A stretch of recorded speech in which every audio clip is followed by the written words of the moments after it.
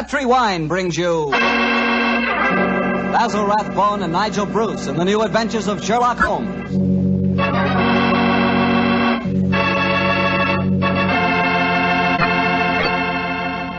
The Petri family, the family that took time to bring you good wine, invite you to listen to Dr. Watson tell us another exciting adventure he shared with his good friend, that master detective, Sherlock Holmes. And I'd like to tell you about my favorite time of day. It's just before dinner. You know, when the family's all sitting around in the living room and wonderful things are cooking in the kitchen? Ah, that's for me. And boy, that's the time for a glass of sherry. Because Petri California sherry really makes waiting for dinner a pleasure. That Petri sherry is the perfect before-dinner wine. Just look at its beautiful amber color. And then taste that wonderful Petri sherry. What a flavor. Petri sherry has a rich, nutty flavor that's right from the heart of sun-ripened grapes. And if you like your sherry dry, you know, not sweet, you'll want to get Petri Pale Dry Sherry. Or better yet, taste them both. Don't buy one, buy two. Those letters P-E-T-R-I on the label are the personal assurance of the Petri family that Petri sherry is truly good wine.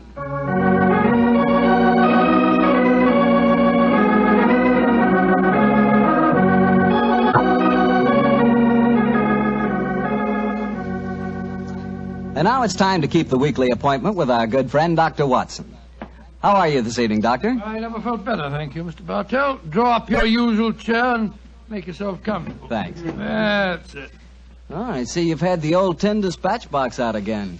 I suppose you've been going through your notes on tonight's new Sherlock Holmes adventure? Yes, Mr. Bartell. I think you'll find it as pretty a little problem as we ever encountered.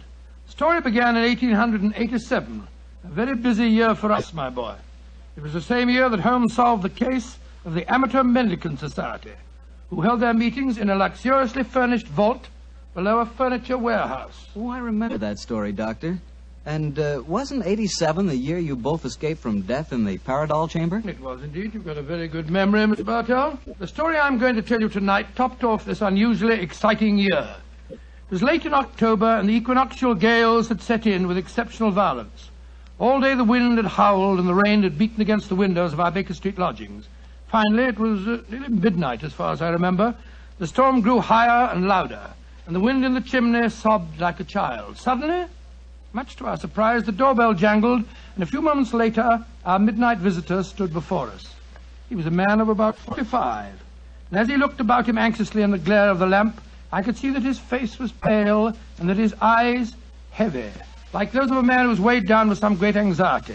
And yet when he spoke, his tone was businesslike and almost aggressive. I've come to you for advice, Mr. Holmes. That's easily obtained. And help. That is not always so easy. Help the gentleman off with his coat, will you, Watson? Yes, indeed. Here you are, sir. Let me hang it up for you. Thank you, sir.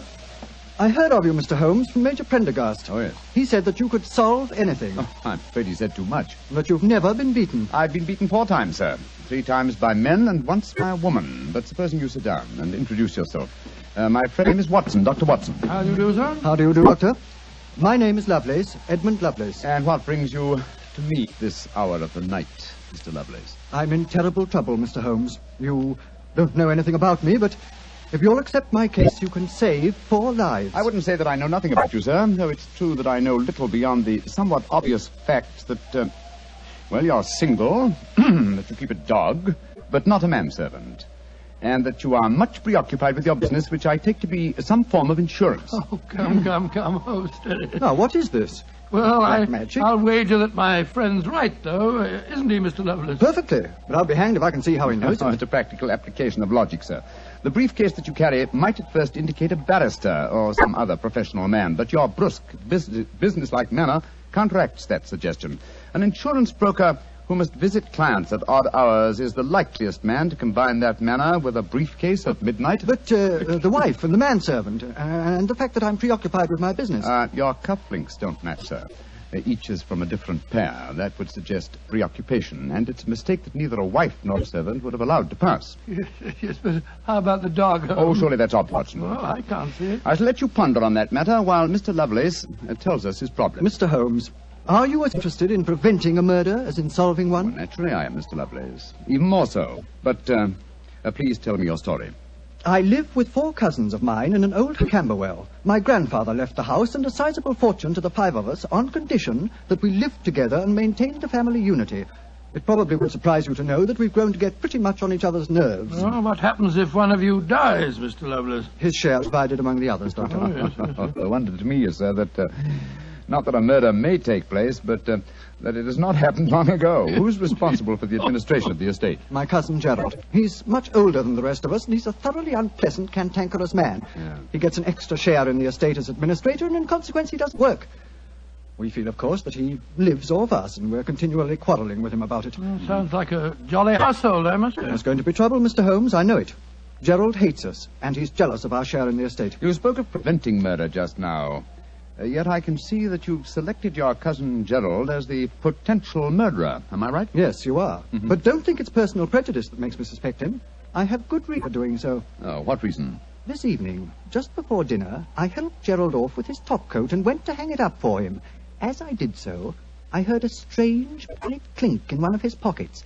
I slipped my hand inside it and found a hypodermic syringe and a small phial of liquid. I opened the phial and smelled it. Gentlemen, it reeked of bitter almonds. Bitter cyanide, eh? And what did you do? I thought of destroying it, but I realized that would put him on his guard, so I replaced it in his pocket. Of course, I warned the others, and we decided that I'd come to you. I had my most important client tonight, or I'd have been here earlier. Yes, it seems odd that you didn't come directly to Mr. Holmes as soon as you'd made the discovery, Mr. Lovelace. After all, if a potential murderer is walking about with a pocket full of cyanide, I should have thought that itself was more important than business. Well, yes, I suppose it might seem so to you, Doctor. Now, that's a most interesting stick you carry, sir. May I examine it? Of course. Here. Oh, thank you. Now I see how you've deduced that Mr. Lovelace had a dog, Holmes. There are the marks of the dog's teeth on the stick. Yes, my dear Watson, but these marks under scrutiny give us even more specific information. He's a large dog. You've had him for some years, Mr. Lovelace, and he's now old and feeble. Well, you're perfectly right, but I'll be hanged if I can see how you can tell that from looking at a walking stick. This stick is covered with teeth marks, therefore it has been carried many times by the dog. Now, it's a heavy stick, so only a large dog could have carried it. And the teeth marks also indicate a large jaw. The older marks are deep sunk. Look here.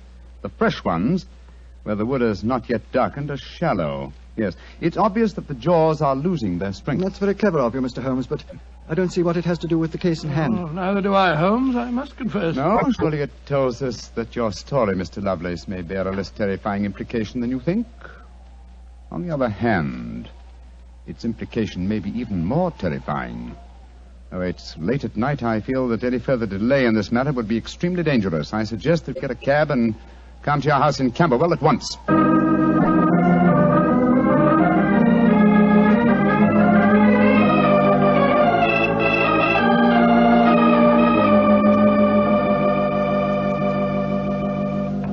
Yes, Randolph, I'm glad you're still up. I was able to persuade Mr. Sherlock Holmes, Dr. Watson, to come back with me. Gentlemen, this is my cousin, Alice Harley. How do you do? How do you do, Miss Harley? How do you do? And my cousin, Randolph Lovelace. How do you do? How do you do, How sir? do you do, Mr. I've Lovelace? told him about the whole business, Randolph, so we can all speak perfectly freely. Let's begin by sitting down, shall we? Randolph and I had just finished a little cold supper. We've been to the theatre tonight. Well, Mr. Holmes, I suppose Edmund told you about finding the hypodermic syringe and the cyanide in Gerald's coat pocket. Yes, tonight. indeed. May I ask where your cousin Gerald Lovelace is now? We left the house at 7, but I imagine Gerald went upstairs at 8, as usual. Didn't he, Edmund? On the stroke of 8, Alice. He's very fixed in his habits, Mr. Holmes. He goes up to his room every night at 8. There he reads or works on his accounts and eventually goes to bed any time between 10 and 1. Well, he might stop. I should like to speak to him a little later. In the meanwhile, may I ask you two young people to tell me quite honestly your feelings about your cousin Gerald? And you might as well be frank. I've kept nothing back. All right. Randolph and I hate him. First of all, we're sure he's jealous of our shares in the estate, and then we... Alice and I want to get married, Mr. Holmes, and Gerald won't hear of it. But you're your cousins, aren't you? Only second cousins, Dr. Watson. Gerald is dreadfully conventional. He's threatened us that if we do get married, he'll go to court and try to have our shares in the estate annulled. And from the way the will is worded, I wouldn't be surprised he could do it. So you can see why we have no great love for him, why we're afraid of him. Well, he sounds an extremely unpleasant person to me. You mentioned there were 5 cousins in the house. 3 of you were here. Mr. Gerald Lovelace is upstairs. Who and where is the 5th cousin? The 5th cousin is my brother, Gilly. He's something of a tragedy, I'm afraid. You see, Gilly's 20, but he never developed mentally beyond the age of 8. He had a bad fall in the hunting field when he was a kid.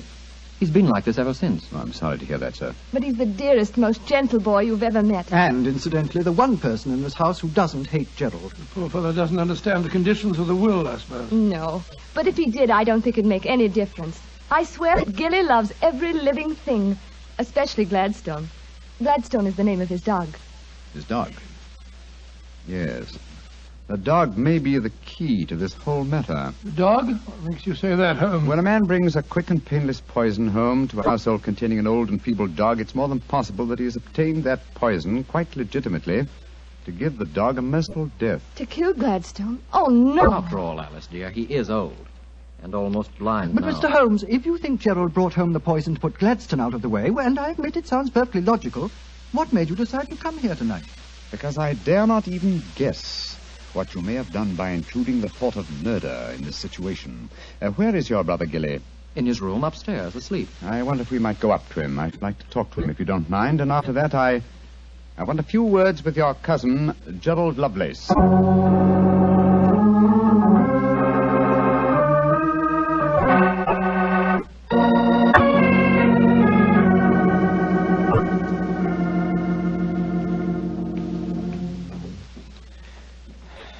He's asleep, Mr. Holmes. Yes, with a dog in his arm. I'm afraid we'll have to waken him. Gilly? Gilly? That's all right, Gladstone. We're not going to hurt him. Gilly? Who is it? Oh, hello, Alice. Who are these men? They've come to take Gladstone away. No, Gilly, we haven't. Oh, of course not, Gilly. We've just come to admire him. Your brother's been telling us what a fine dog he is. Oh, that's different. Isn't he beautiful? I just had such a wonderful dream about him. Such a wonderful dream. What was it, Gilly? Well, he was all young again. Just a puppy. He was chasing a rabbit across a cliff top. And I was running with him. Oh, Gladstone looked so beautiful. Didn't you, old boy? Of course you did. And you know, the rabbit went down a hole, and Gladstone went down after him. And I went down after Gladstone. And we all had tea with the rabbits. Oh, funny. They all had little green hats on. Hats with feathers. I wanted Gladstone to try one on, but he wouldn't. So sleepy. Come on, Gladstone. Let's go back to the tea party. Okay. This world may be a great deal more pleasant than ours, Watson. That's what I'd like to think, Mr. Holmes. Now I'd like to have a few words with your cousin Gerald. His room's at the end of this corridor. I'm afraid Gilly wasn't much help to you, Mr. Holmes. On the contrary, young lady, he told me exactly what I wanted to know. Here we are. This is Gerald's room. There's no light under the door. He must have gone to sleep. And I'm afraid we must waken him, too. Must be a heavy sleeper. But he isn't. He's a remarkably light one. Come on, let's go in.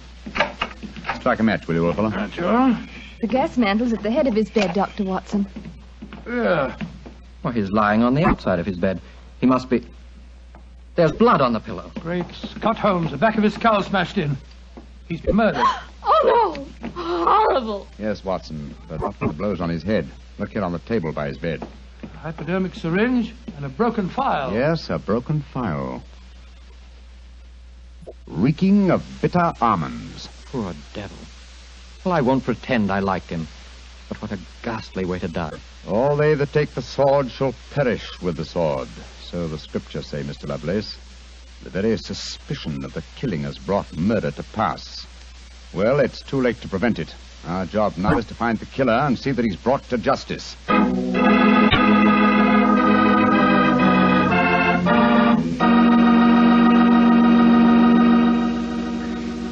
Dr. Watson will tell you the rest of his story in just a few seconds.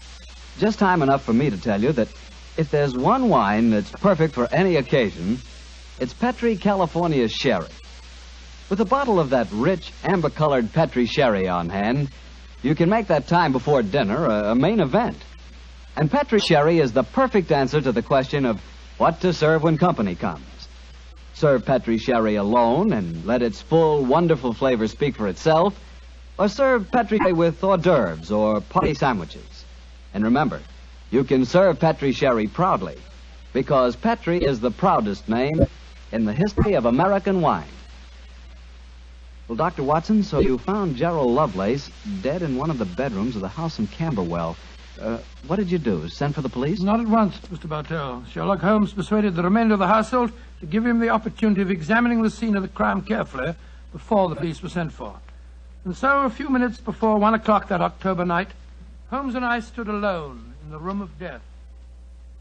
Turn the gas a little higher, will you, old chap? Right you are. You know, Holmes, I think you should have sent for the police right away. In a case like this, Watson, I prefer to be my own police.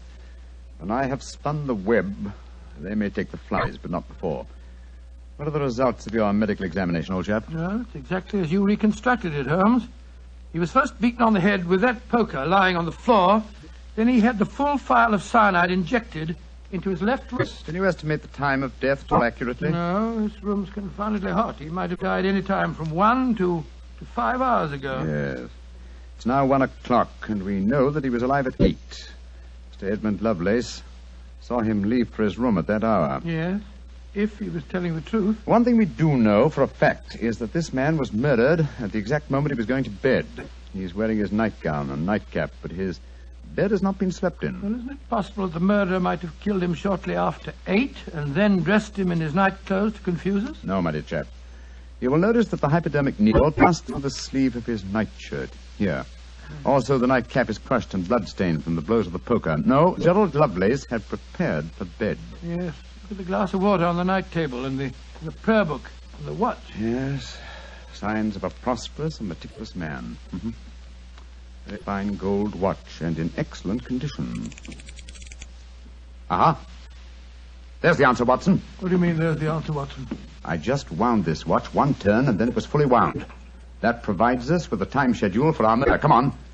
We'll send a servant for the police, and while they're on the way, if you'll call everyone together, I should like to put a few more questions to this family.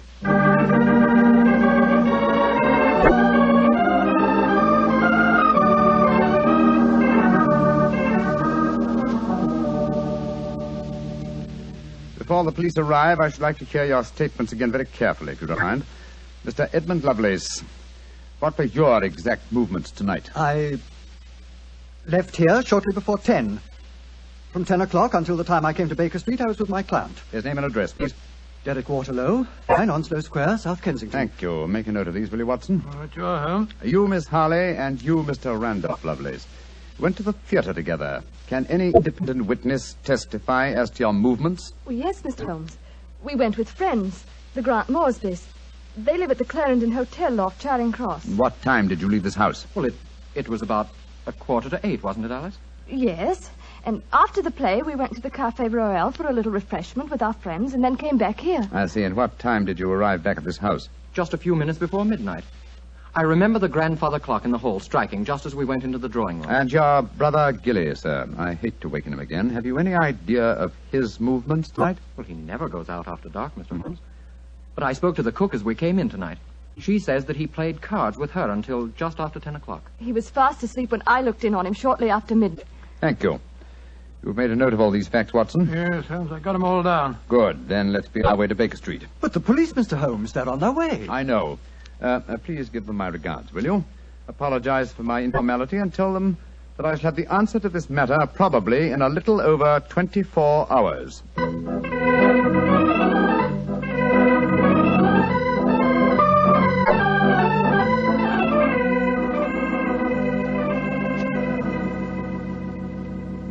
Holmes, here it is well after midnight. You haven't done a thing on the Camberwell case. No, but you have, old chap.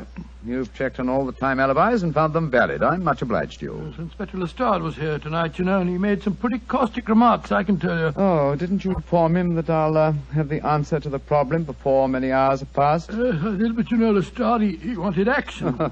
You shall have it. Is the watch still running? Yes, there's another thing. What'll Lestrade say when he finds that you took the dead man's watch? I've no idea. Oh, why did you take it anyway? You sound sleepy, old chap. Yes, I am confoundedly sleepy. Well, why don't you go to bed? What are you going to do? Continue my vigil with my pipe and the watch of a dead man.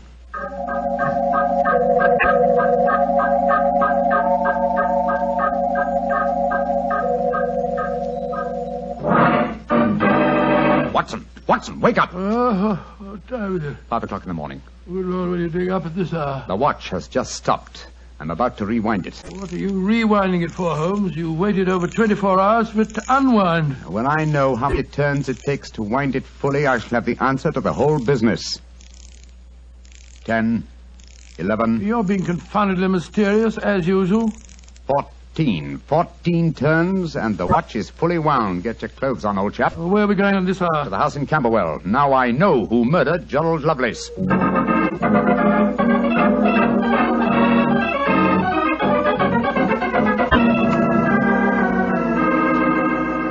Mr. Edmund Lovelace, I'm glad you let us in. Please take us up to your young cousin's room at once. Gilly? What do you want with him? I'll explain in a moment. Please take us up to him. Oh, of course, but what brings you here at this hour of the morning? Mr. Holmes knows who murdered your cousin. Well, I'm glad to hear it. It's more than the police seem to know. They were here half the night cross-examining us. Here we are. I don't think we'll bother to knock.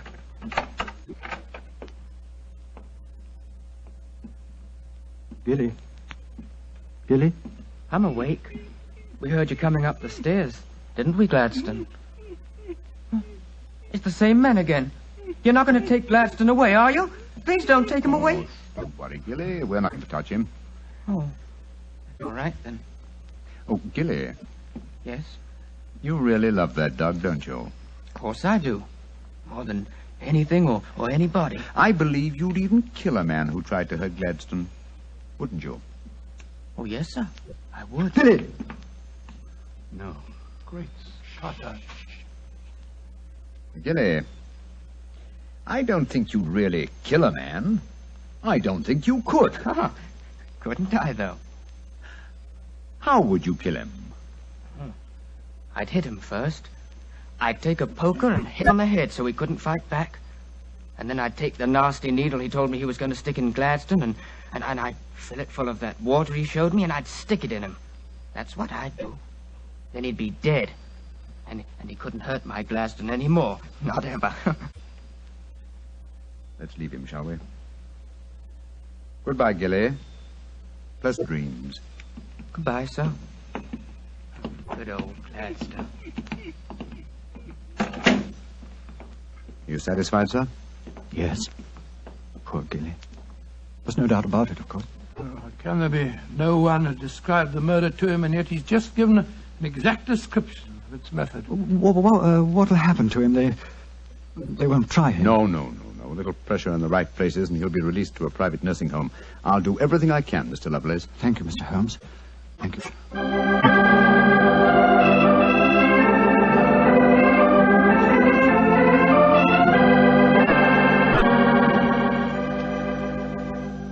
Well, Holmes, now that we're back in Baker Street and the whole pressing case is finished with, perhaps you'll tell me how you knew that Gilly had committed the murder. Well, consider the time schedules, old fellow. You checked the alibis of the other cousins and found them satisfactory. That meant that Alice Harley and Randolph Lovelace could have committed the crime only at midnight.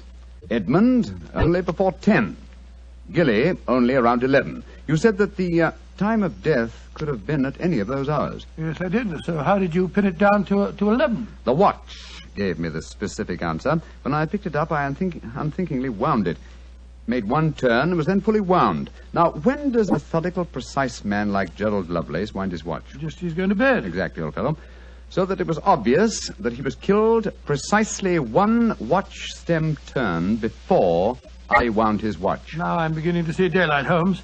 So you let the watch run down? That's what I did. It took 28 hours, from 1 o'clock the night before last until 5 this morning. Now, how many turns did it take to rewind it? 14, was it? That's right. Therefore, one turn of the watch stem equaled 2 hours, proving that Gerald Lovelace had been murdered 2 hours before 1 o'clock at 11 p.m. When Gilly was the only one who could have done it.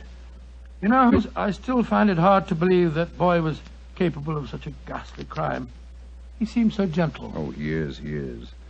Except when his beloved dog's life was at stake, probably out of some mistaken notion of kindness. Gerald Lovelace warned the boy of his intentions regarding the dog. A sad business, Watson, a sad business. I hate to think of that boy spending the rest of his life in a mental home. I have one prayer for his future. What's that, Holmes? The dog Gladstone can't live very long. I pray that Gilly does not long outlive him.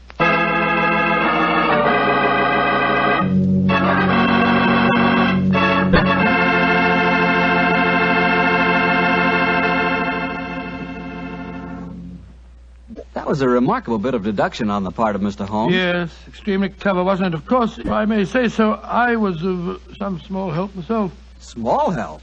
Why, Doctor, you practically solved the case by yourself. Oh, I wouldn't go as far as saying that. But, Doctor, you did check all the alibis, didn't you? Yes, I checked where each suspect was at various times. Yes, you checked time. And what's more important than time? Well, Why, Doctor, time is even vitally important when it comes to wine. I was wondering how you were going to bring that in. And one thing we do know, Petri took time to bring you good wine.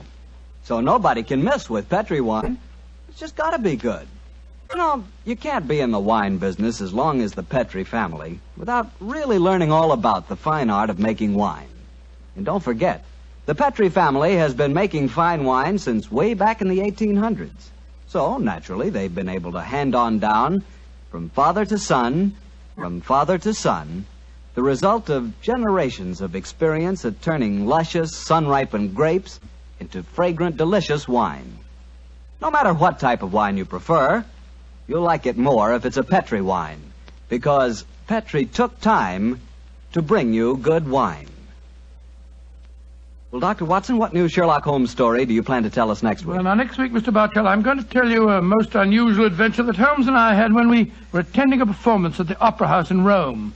It concerns a famous singer who lost her voice, an understudy who was nearly lynched, and a murder that baffled the police. I call it The Adventure of the Terrifying Cat. Well, that's a story we've got to hear. Thank you, Mr. Bartell. And before you go, I want to talk to our friends about their war bonds.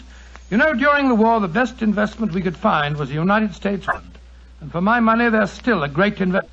They're called United States Savings Bonds now, and only the name is changed. Savings bonds are sold in the same denominations and give you all the same advantages. And you can buy savings bonds at the same places at your bank or your post office or through the payroll savings plan. So invest all you can in United States Savings Bonds, because you cannot find a better or a safer investment.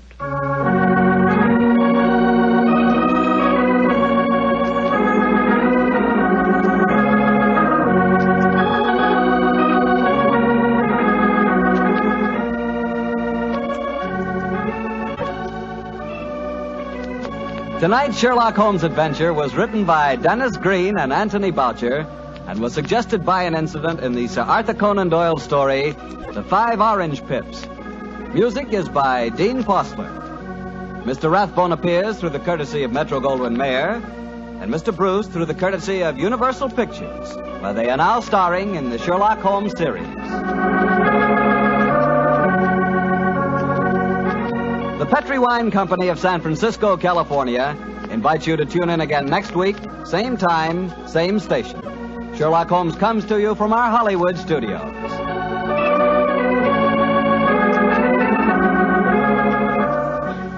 This is Harry Bartell saying good night for the Petri family. Listen every Monday on most of these same stations o'clock to Michael Shayne, followed immediately by Sherlock Holmes. This is the Mutual Broadcasting System.